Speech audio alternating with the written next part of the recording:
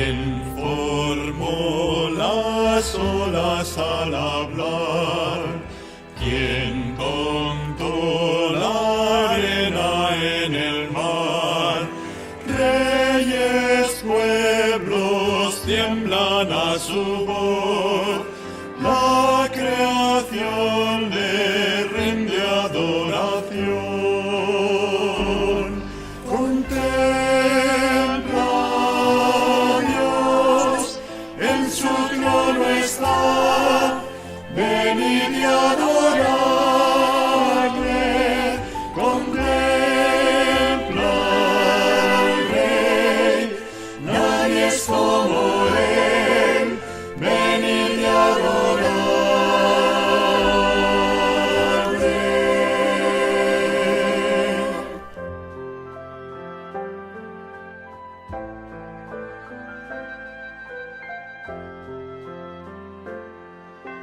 ¿Quién le dio consejo al Consejo al Señor, cuestiona lo que lo que habló? da la Pero al sabio Dios puede enseñar, quien comprende su gran majestad. Contempla a Dios, en su trono está, venid y adoradle. Contempla al Rey, nadie es como él, venid y adoradle. reinarás por siempre. Reinarás por siempre. Reinarás por siempre. Tu gloria reinará.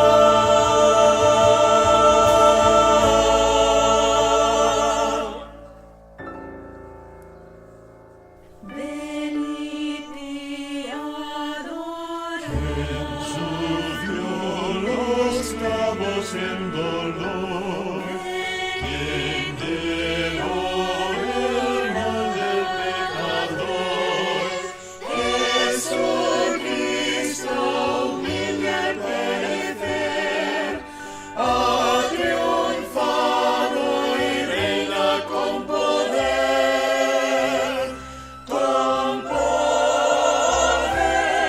contempla a Dios, en su trono está, venid y adoradle. Contempla al Rey, nadie es como él, venid y adoradle.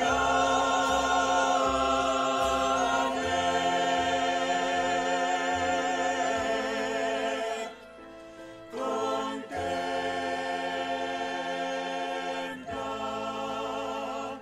a Dios.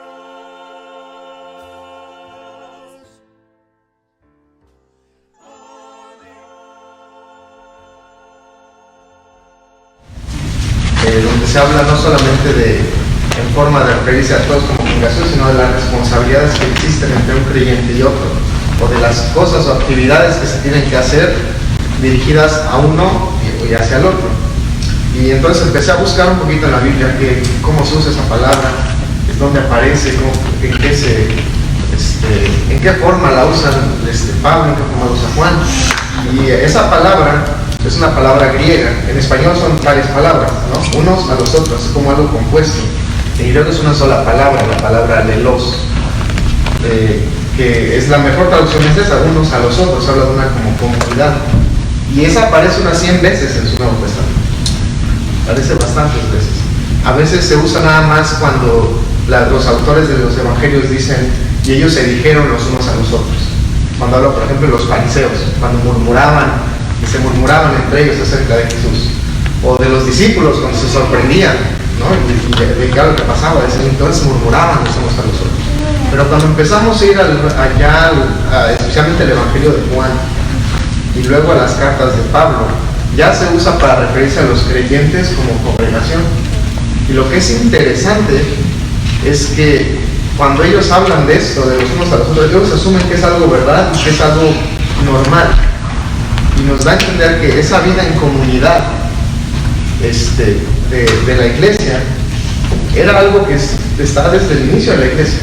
El cristianismo nunca fue esta religión rebelde, como decimos, de llanero solitario, ¿no? De que por ahí uno es creyente, cada quien en su lado, cada quien a su manera. Siempre fue una vida en comunidad. Si se acuerdan, después de que Pedro predica el Evangelio por primera vez a los judíos que estaban en Pentecostés, dice que 3,000 se salvaron, y después nos cuenta de cómo ellos vivían en comunidad. Nos cuenta de cosas que hacían juntos, nos cuenta que sus devociones eran la enseñanza de los apóstoles, el partir pan, el orar, que incluso había esta comunidad que daba sus recursos para el bienestar de los otros. Entonces en esta comunidad empieza a crecer. Y después cuando vemos que los apóstoles escriben a las iglesias que plantaron, porque uno luego piensa que, bueno, la iglesia de los Gálatas es una iglesia grandota, así enorme en Galacia, ¿no? O en Corinto, ¿no? Que es una iglesia grandota y todos se congregan ahí. Eran muchas iglesias pequeñas que se reunían en casas.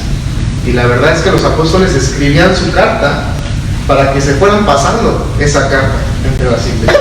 Porque eran pequeñas comunidades de creyentes que, imagínense, ¿dónde va a poner? Si ahorita es difícil poner 5,000 personas en un lugar, ¿no? Y es caro y todo lo que conlleva, y todo el edificio, la construcción.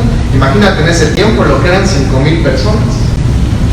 Entonces se dividían en casas, y nos cuenta de repente hay historias donde Pablo dice que él establece líderes en diferentes casas, y él que iba de casa en casa, y él iba de lugar en lugar. Entonces vemos este sentido de comunidad desde el principio.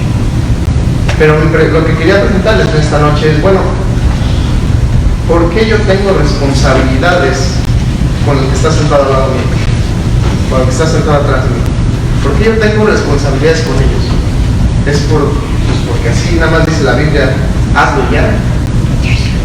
Y tenemos que hacer así como los niños chiquitos que les dicen, tú tienes que hacer esto, y no quieren, pero pues hacemos de todas maneras, ¿no? De mala gana. O hay algo más. O hay algo más que nos debe motivar a tener este tipo de actitudes.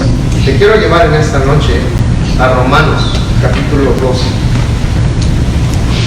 Es una de las secciones donde Pablo usa este lenguaje, pero nos empieza a hablar de una identidad antes de decirnos cierta responsabilidad.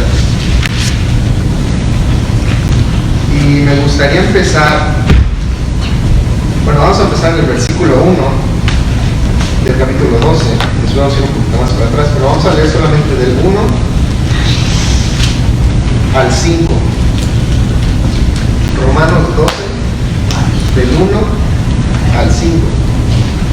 Y dice así: así que, hermanos, os ruego por las misericordias de Dios, que presentéis vuestros cuerpos en sacrificio vivo, santo, agradable a Dios, que es vuestro culto racional.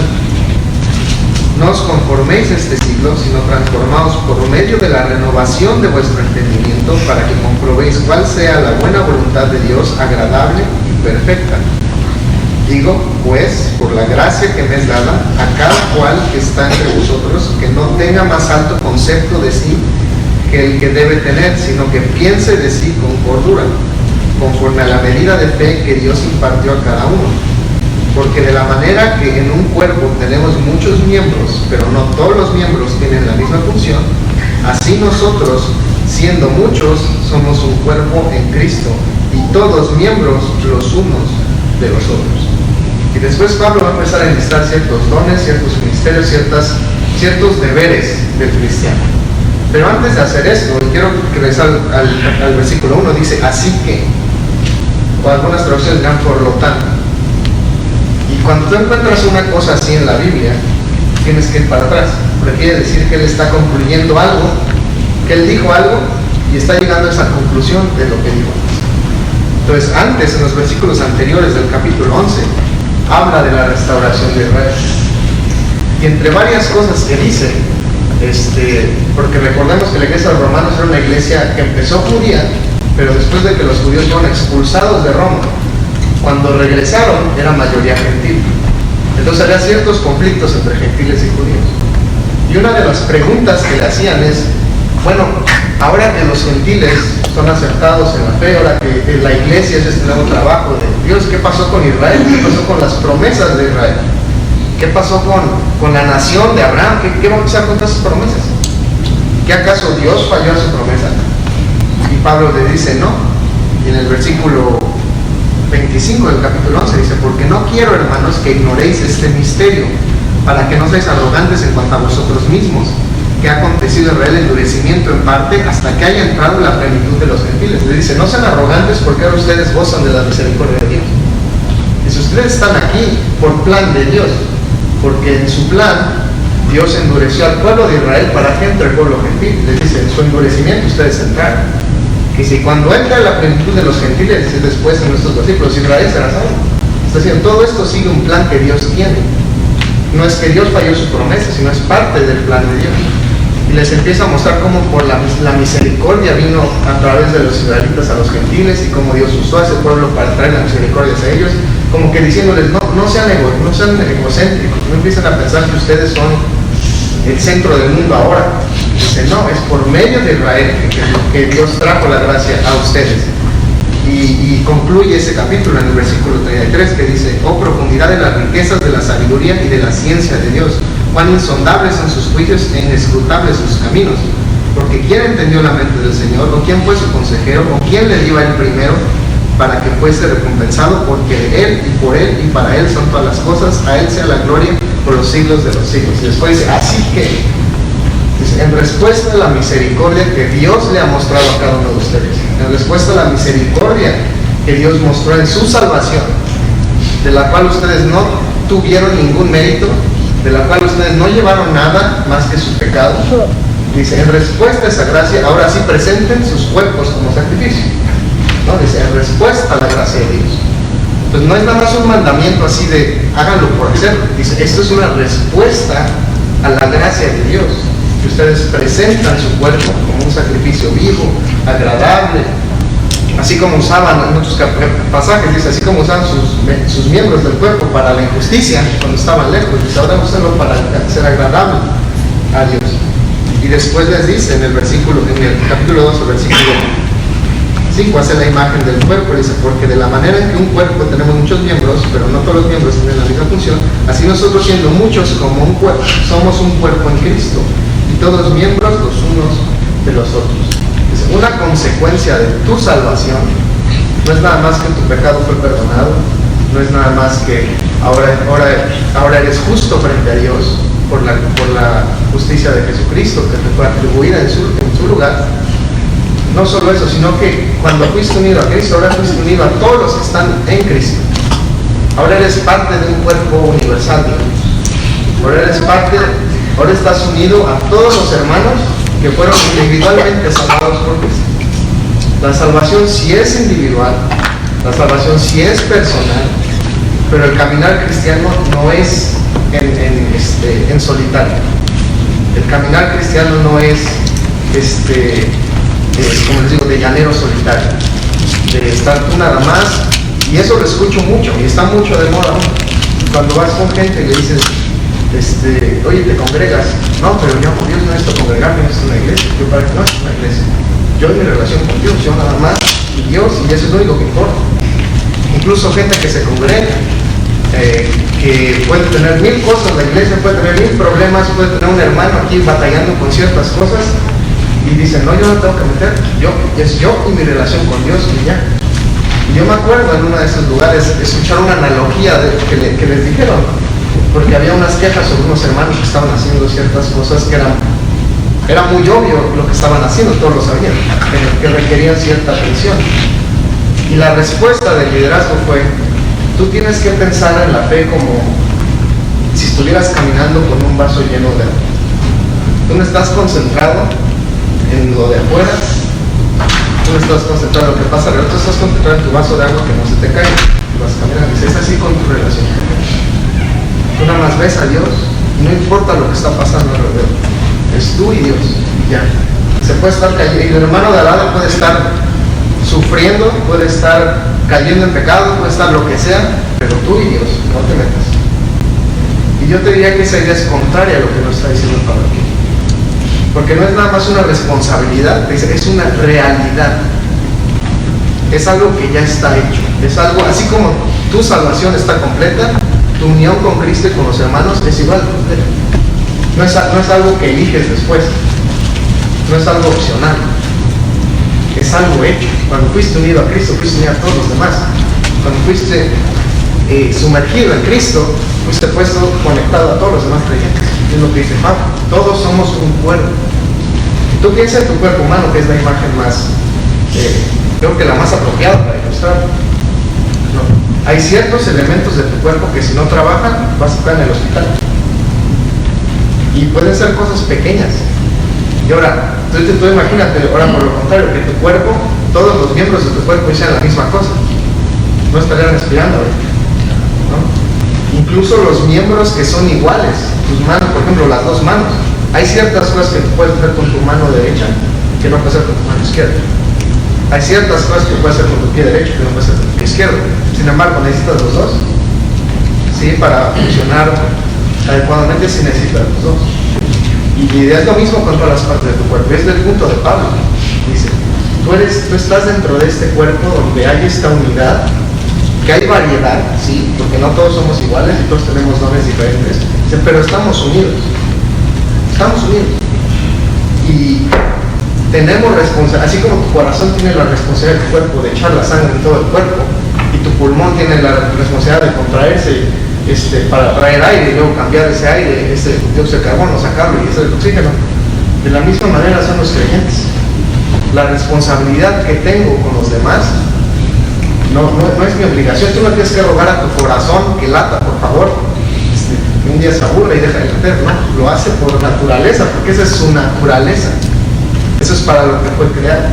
Bueno, de la misma manera, tú como creyente, ahora eres parte del cuerpo.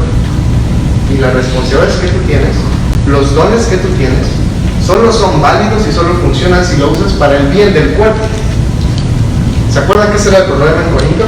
¿Se acuerdan de Corinto cuando está toda esta confusión de los dones y están estas personas haciendo desorden, incluso diciendo, no, es que el don de lengua es para edificarse uno mismo, y Pablo dice, no, espera. Y entra este capítulo del amor, y les explica que no el don no es para edificarme a mí mismo, el don es para edificar el cuerpo. El don yo lo ejerzo para el beneficio de usted, para el beneficio del hermano, lo uso para los demás, no para mí. Eso es egoísta, dice, no podemos pensar entonces que yo puedo experimentar la vida cristiana apartado de una congregación. Una mano cortada de tu cuerpo no sirve, se muere. Tiene que estar conectada al cuerpo para poder hacer lo que la mano le toca hacer. Es lo mismo de un creyente. Cuando dice aquí Pablo, ustedes ya son miembros los unos a los otros. Ya son, es una realidad. Tú con tus dones, tú con tu personalidad, tú con lo que Dios te ha dado, tú lo tienes que poner al servicio de los demás, porque esa es tu naturaleza ahora, porque eres parte de este cuerpo. No porque esa es tu descripción laboral, pues es tu naturaleza, es tu nueva naturaleza. Eres parte de este cuerpo de Cristo, y una de tus responsabilidades es la edificación de ese cuerpo. Y eso solo lo puedes experimentar en la iglesia local. Eso solo lo puedes experimentar aquí. ¿Dónde más lo vas a experimentar? Estas cosas que dice Pablo no tienen sentido si estamos nosotros en nuestro cuarto nada más y no queriendo tener acceso con nadie más y diciendo, no, yo no debo congregar, yo no toque la iglesia, yo así, yo aquí. No vas a crecer como creyente, porque no hay nadie edificado. Que eran otros los problemas de Corinto, que se hacían que eran supermanes, tenían los dones de todo, podían hacer de todo para ellos mismos. Y la única razón de congregarse era para desfilar esta espiritualidad, pero era un desorden. Pablo dice, no todos tienen el mismo don, no todos tienen la misma función, pero todos son indispensables. Y es así como te invito a pensar de tus propios dones, de tus propias habilidades, de tus propias cosas que Dios te ha dado. Muchas veces idolatramos a alguien. Muchas veces vemos a alguien en la tele, un predicador, algún hermano que llega y que nos impresiona con talentos y con virtudes que de verdad Dios le dio y son de bendición para la iglesia. Pero caemos en ese juego de compararnos y de minimizar tal vez lo que nosotros tenemos, o decimos, bueno, es que yo no hablo así, bueno, es que yo no tengo estabilidad, y pensamos que no, que somos inservibles para Dios. Pensamos que no hay, que lo poquito que hacemos no tiene importancia, que tenemos que tener este gran don para ser útiles para Dios, ¿no? Y de nuevo Pablo dice, no todos son manos, no todos son corazones, no todos son pulmones, pero todos hacen una función y todos son igual de importantes. Entonces yo te invito a pensar así en tus formas de ministrar. No te compares con alguien, porque tú no eres esa persona. Pero lo que Dios te ha dado, lo que Dios te ha puesto, los talentos y habilidades que Dios te dio, tú solo los vas a descubrir, porque luego está esa pregunta, ¿no? ¿Qué dones tengo? ¿Qué habilidades tengo? Solo vas a descubrir sirviendo en tu iglesia. Solo lo vas a descubrir en el cuerpo. Si no, ¿cómo vas a saber para qué sirve si no estás en el cuerpo, si no estás viendo qué es lo que Dios te ha dado, cómo servir? Y vas a descubrir que tal vez tenías dones que nunca habías imaginado, pero ¿por qué no? Porque no te involucras en la iglesia, pero te involucras en el cuerpo, porque no estás activamente ni recibiendo el ministerio de los otros hermanos, ni aportando el ministerio a los otros hermanos. Y es después de este pasaje, nada más para dar una leída rápida, que empieza él a describir esos detalles que te estoy dando.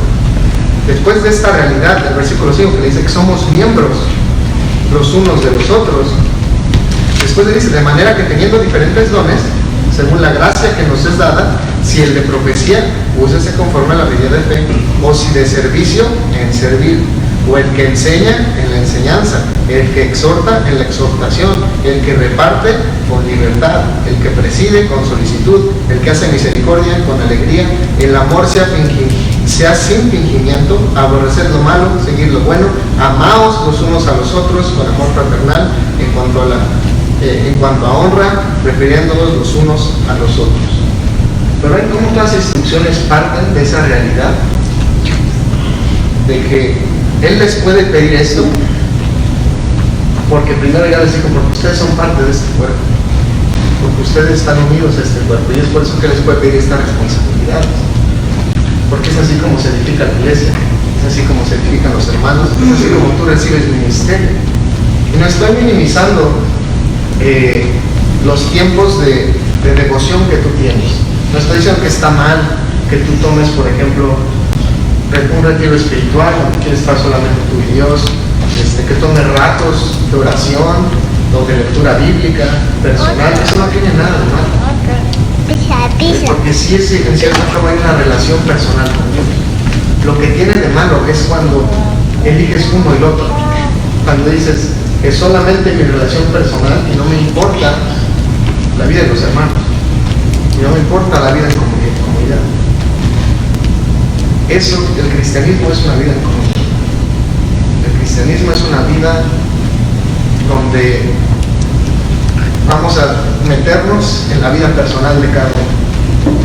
No por chisme, no nada más para ver que chismeamos y ponerlo en Facebook, no es para eso. Es para, como todas estas instrucciones no tienen sentido si no estamos personalmente en la vida de los demás. ¿Cómo podemos amarlos de esta manera, de este amor fraternal, cuando estamos envueltos en la vida de las personas? ¿Cómo podemos confesarnos nuestros pecados cuando estamos en la vida personal de las personas? ¿No? Todos estos unos a los otros no tienen sentido si no está esta realidad de que somos un cuerpo, que por lo tanto que esta realidad de que somos un cuerpo implica que cada uno, ahora sí que nos vamos a meter en la vida de cada uno. No con el motivo de edificar, con el motivo de redarguir, con el motivo de ministrarnos. Y tal vez nos digan, bueno, pero es que me cae bien el hermano. Cada que habla 15 minutos y ya me cae. No hay problema. Pues hay dos cosas. Número uno, a mí no me gustan todas las partes del cuerpo. Hay partes del cuerpo que no me gustan. No hablo nada de afuera. ¿Tú has visto un hígado? No es la cosa más bonita del mundo, mira.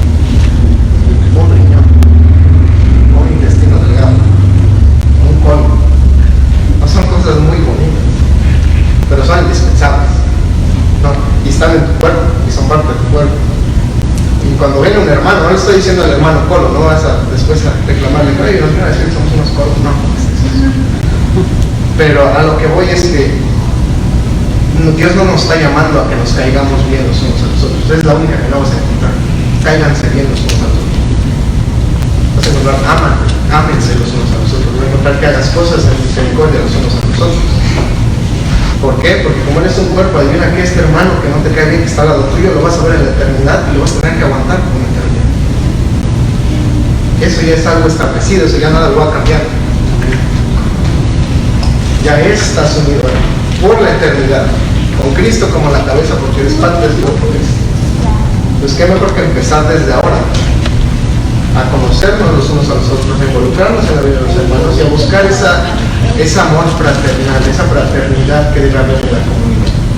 La iglesia no es nada más un lugar para sentarse y oír al monigote de frente que te diga un montón de cosas y después ya vas y ya acabó. No, es una vida donde hay una fraternidad unos a los otros, de cada uno de los hermanos, de cada una de las partes, donde funciona. ¿Por qué? Porque estamos unidos ya espiritualmente. Espiritualmente ya estamos unidos. Tú tienes el mismo Salvador que yo y por lo tanto estamos unidos los unos a los otros. Entonces yo te invitaría esta noche a que cambies un poquito tu forma de pensar acerca de la iglesia. En vez de verla como un edificio donde van un montón de gente nomás a pasarla bien, que lo veas como esto es: yo estoy unido con esta gente. Yo soy miembro del cuerpo de Cristo y esta gente es parte de eso. ¿Cómo yo puedo involucrarme más en la vida del hermano? Tal vez yo no llevo muchos años en esta congregación y no conozco al hermano. Tal vez voy a hablar con él un poco más, a conocer un poco más, porque es parte de este cuerpo.